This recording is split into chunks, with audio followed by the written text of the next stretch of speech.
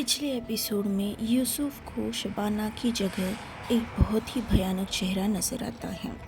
उसके बाद सब नॉर्मल हो जाता है।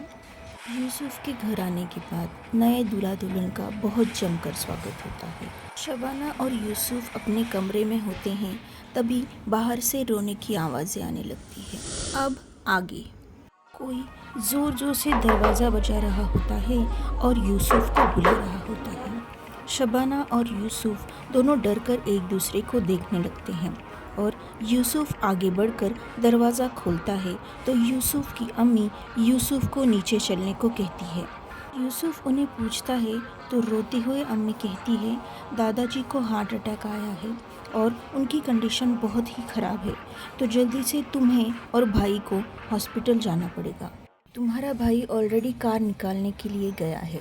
एम्बुलेंस को फ़ोन लगाया था लेकिन अब तक एम्बुलेंस नहीं आई है, इसलिए तुम्हें और तुम्हारे भाई को ही दादाजी को लेकर हॉस्पिटल जाना पड़ेगा। इसलिए यूसुफ फटाफट नीचे की तरफ भागता है और दादाजी को बेड पर उठाकर बिठाता है। तब तक यासिर कार लेकर घर के सामने लगाता है और यूसुफ दादाजी को उठाकर कार में अच्छे से लेटाता है और भैया के पास वाली सीट में जाकर बैठता है। तब तक शबाना ऊपर से नीचे भागती हुई यूसुफ और उसके भाई यासिर के साथ जाने लगती है, तो उसकी सास फरहाना उसे रोकती हुई कहती है, शबाना, हमारे यहाँ नई नवेली दुल्हन ऐसे घर से बाहर देर रात तक नहीं निकलती।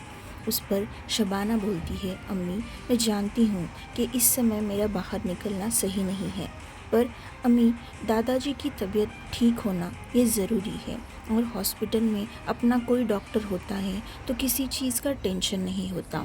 मैं दादाजी को उसी हॉस्पिटल में ले जाना चाहती हूँ जहाँ मैं काम करती हूँ। और अम्मी, मैं अकेली थोड़ी जा रही हूँ, मेरे शोहर और मेरे जेठ भी तो मेरे साथ होंगे।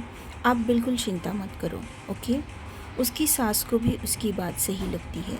फिर शबाना भागती हुई कार के पास पहुंचती है और यूसुफ और यासिर को भी समझाती है और वो लोग हॉस्पिटल की तरफ निकलते हैं। बीच रास्ते में ही शबाना फ़ोन पे से सब अरेंजमेंट्स कर लेती है, इसलिए हॉस्पिटल जाते ही दादाजी का इलाज शुरू हो जाता है। शबाना के एफ़र्ट्स और उसकी पहचान की वजह से ही डॉक्टर्स टाइम पर इलाज शुरू करते हैं और शबाना को अप्रिशिएट भी करते हैं।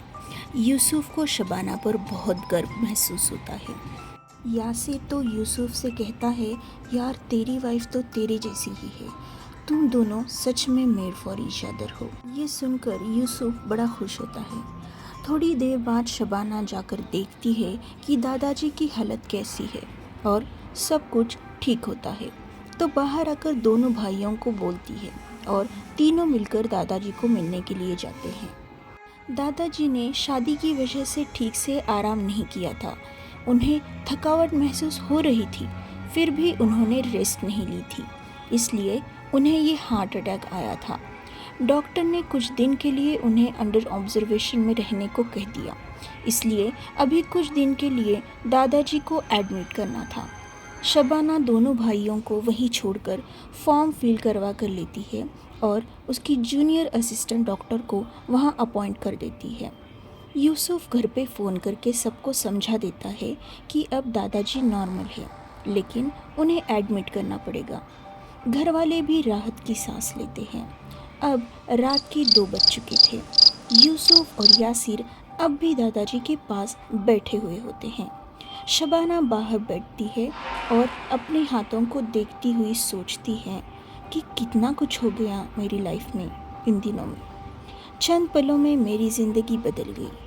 कल तक मैं शबाना उस्मानी से अब शबाना यूसुफ फारूकी बन चुकी हूँ। बड़ी अजीब फीलिंग हो रही है मुझे। एक तरफ खुशी भी हो रही है और दूसरी तरफ डर भी लग रहा है। पता नहीं क्या होगा आगे। आज ही मेरी शादी हुई है और दादाजी को हार्ट अटैक आ गया। पता नहीं इस बात पर मेरी सास या कोई और मुझे ताने मारे। भले ही ऐसी अंधविश्वासी बातों पर मुझे भरोसा नहीं है, फिर भी पता नहीं मेरे ससुराल वाले कैसे हैं। ये सोचते हुए ही उसकी आँख लग जाती है। ख्वाब में वो देखती है कि उसके पति यूसुफ कहीं खो गए हैं और शबाना उन्हें ढूंढ रही है। और तभी एक काला साया उसके सामने आता है और वो साया एक लड़का बन जाता है और वो लड़के का चेहरा उसके लिए जाना पहचाना होता है। वो लड़का उसे कहता है, शब्बो, मैं वापस आ गया हूँ। बहुत जल्द हम एक हो जाएंगे। हमें एक होने से अब कोई नहीं रोक सकता। और शबाना का हाथ पकड़ लेता है। उसके हाथ पकड़ते ही शबाना को लगता है जैसे किसी ने उसके हाथ पर बर्फ रख दिया हो। वो झट से हाथ पीछे लेने लगती है। शबाना उससे अपना हाथ छुड़ा ही नहीं पा रही होती। तब तक उसे यूसुफ दिखता है तो वो यूसुफ को बुलाने लगती है, पर वो साया शबाना का हाथ पकड़े हुए ही यूसुफ के ऊपर एक जलती हुई लकड़ी फेंकता है, लेकिन यूसुफ का ध्यान ही नहीं होता। तो शबाना ज़ोर से यूसुफ को चिल्लाने लगती है और वो ख्वाब में ही नहीं बल्कि सच में ही यूसुफ को बुला रही होती है। ज़्यादा पेशेंट्स ना होने की वजह से हॉस्पिटल में सब शांति होती है और शबाना के चिल्लाने से उसकी आवाज़ पूरे हॉस्पिटल में घूम रही होती है। कुछ लोग भागते हुए उसकी आवाज़ की तरफ आते हैं। यूसुफ भी वहाँ पर आता है और शबाना को देखता है तो शबाना की आंखें बंद होती है और वो कुछ बड़बड़ा रही होती है। यूसुफ उसे हिलाकर उठाता है। एकदम से शबाना उठती है और उसका बदन पूरा पसीने से लथपथ हो जाता है। अब भी उसे वो लड़के का चेहरा दिख रहा होता है। वो रोने लगती है तो यूसुफ उसे ज़ोर से हिलाता है तो वो होश में आ जाती है और यूसुफ को देखकर रोते ही उसके गले लग जाती है। हॉस्पिटल में मौजूद नाइट शिफ्ट वाला स्टाफ शबाना को अच्छी तरह से जाना पहचाना होता है, लेकिन पहली बार वो शबाना को इतनी डरी हुई हालत में देख रहे थे। यूसुफ भी समझ नहीं पा रहा था कि शबाना इतना किस चीज़ की वजह से डर रही है। वो शबाना को सहलाते हुए उसे शांत रहने को कहता है। तभी शबाना एकदम से यूसुफ से अलग होकर उसे कहती है कि एक्चुअली आपके दादाजी मेरे दादू जैसे ही हैं। उनको देखकर मुझे मेरे दादू की याद आ गई, इसलिए मैं थोड़ा सा डर गई। यूसुफ को लगता है कि कोई चीज़ है जो शबाना को परेशान कर रही है। शायद शबाना मुझसे कुछ छुपा रही है, लेकिन अभी के लिए वो शबाना की बात मान लेता है। शबाना ने जो ख्वाब देखा था, क्या वो ख्वाब सच होने वाला था? ये जानने के लिए सुनते रहिए पतिव्रता मीटिंग द गॉड।